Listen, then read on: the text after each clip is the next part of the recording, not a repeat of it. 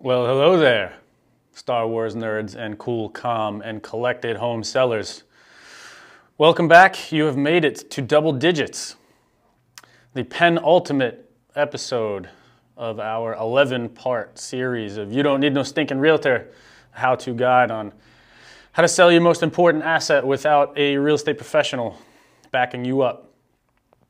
In this, our 10th segment, we're going to be going over closing considerations, preparing for that final walkthrough, achieving the clear to close status, the actual meeting at the closing, if there is one. Sometimes there isn't these days. One of the maybe silver linings of COVID is that closings typically happen independently. Buyer closing and seller closing happen independently of one another.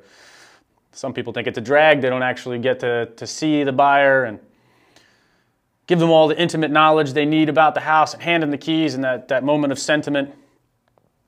Still others think it is wildly, wildly better so that we don't have to manage the schedules of seller, buyer, both their attorneys, the bank's attorney, the title company, and everybody else involved with a real estate closing, all to get them at the same table, in the same room, on the same day, at the same time.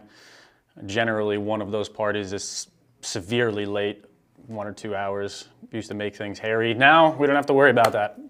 Mr. and Mrs. Seller, you may be let off the hook closing 24 to 48 hours before the buyer ever sees their closing table.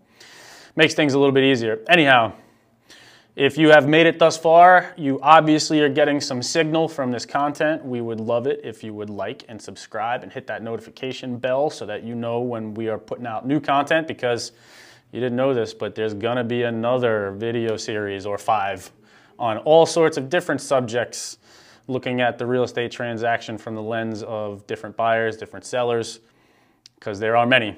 Not everybody's just selling a home to trade up or move or what have you. There's a lot of reasons that people might sell a piece of real estate.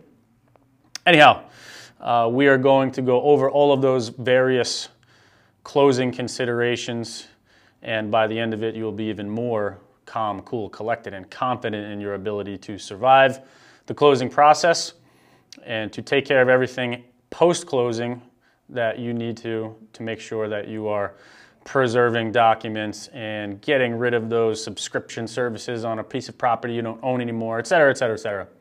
So flip the notebook page over yet again, and we're going to fill that fat head of yours with a little more info. See you on the first episode. Peace out.